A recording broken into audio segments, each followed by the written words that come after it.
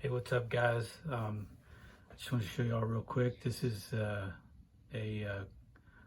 little simulation of what the lathe, the APSX Nano, is gonna do to cut this part out. I don't know if I mentioned that this is the ball diff out drive one side. They're a little different, but this happens to be what I'm calling the left side. So we'll just run this real quick. Hopefully you can see what's going on. That's using a little cutoff bit. It's gonna face that, picture the entire stock rotating.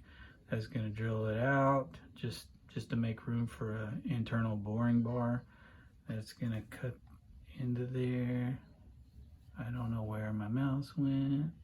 Yeah, you can kind of see it putting a little slot in there. And then we'll roll it out. That's gonna go all the way through for the actual, for the other side to slide through. This is gonna start doing the external, or the OD profile. I wish I could rotate this without screwing everything up. But anyways, it's using just a little,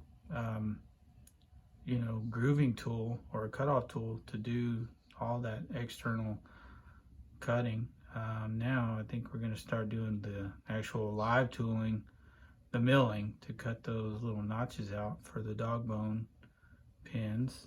We'll be able to see the top side better when it comes around. Okay, coming down from the top, and you can see it's just doing its thing there. Cut out all that material. That's like a 1/16 inch diameter bit, and now it's just going to cut the part off, called parting, and there you go. We got a fully machined diff half there.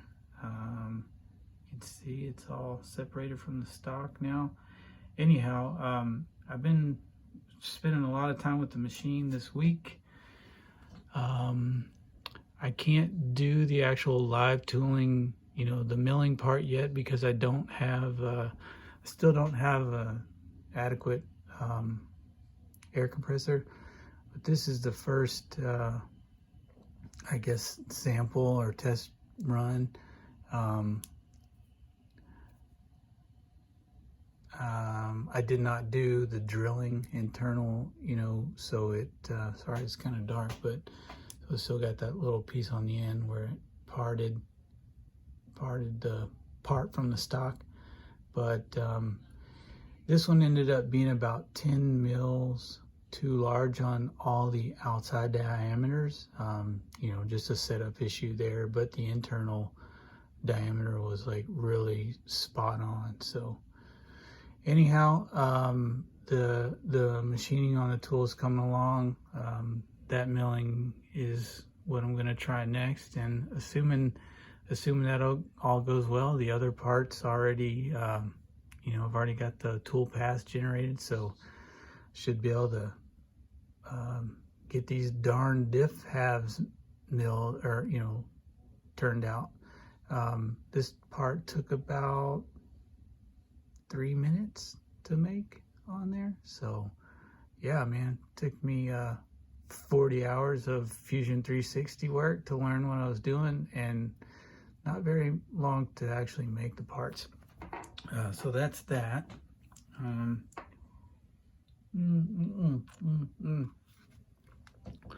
I don't know why it's so dark. Got a better light bulb. What do we got here? I'm gonna spill beer all over my table. Oh yeah, dude, this beer will kick your butt, dude, in a good way. Okay, so enough of that. One more sip. Okay, I'm gonna try to pop this camera off, or the phone off here. This is what my desk looks like now, just lathe and milled parts everywhere. This beauty queen showed up a couple days ago. Got it on eBay. Never owned an Avante 2001, so saw this one for a reasonable price on there and picked it up, and turns out it was in even better shape than I was expecting. You know, it's been run. Paint job is not fantastic, but you know, came with the driver guy in there, so maybe I'll get brave and try to give that some paint. One thing that was, I guess, the major issue with the car was that these kind of, like, I don't know how many are familiar with the 2001, because I wasn't, but there were like some little flares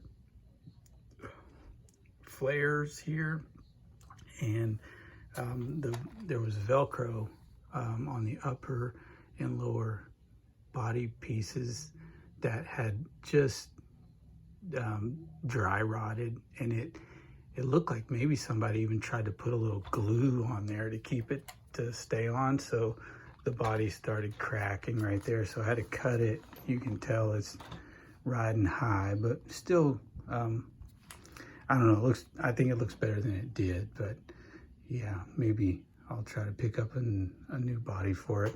Looks like the previous owner painted the wheels red, which is something I totally would have done in the 80s or early 90s. I don't know when this came out. The paint just completely came off of that wheel, but you can tell it was painted. We got a little crack in the wing there, but I mean, I'm just gonna maybe try to put a few more stickers on it, paint that driver up, and call this sucker good, man. Mechanically, just really sound. I don't know about whether this car had had ball diffs front and rear or not. I don't know what the central unit is either. I do have the box up there somewhere, so it does have the manual. I need to look in there and see if it's similar to the old Avante or what. Based on how free these diffs are, I'm guessing that this is like a gear diff, or there are gear diffs in, you know, front and rear. But who knows? Maybe you guys can tell me if I've got that completely wrong. It was interesting to finally get my hands on the car, because I wasn't really sure how different this was from the egress. There's certain little things here and there that are different. The way those front shocks mount is a little different. This front bumper, I believe, sticks out quite a bit further than the egress one does. The way, and I know this has been covered a million times, but the way those rear trailing arms mount to the chassis, you got that little metal bracket on there. And then this is my first Tamiya sport tuned motor, and that looks to be the original unit there. I've seen these on YouTube on everyone's cars a million times, never had one, so that's kind of neat. But yeah, I just wanted you guys to check that thing out. Gonna definitely give it a run. Yeah, very, very light use on this little guy.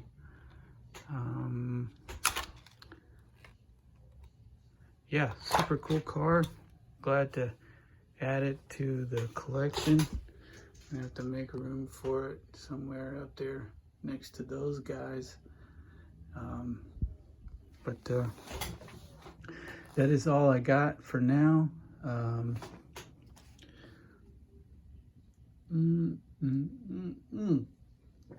Hopefully, within the next week or so, I will have the parts I need to put a real functioning ball diff together for the RC10 four-wheel drive project, and I can get past that and go on with my life. Till then, you guys take care, and I'll talk to you soon. All right, later.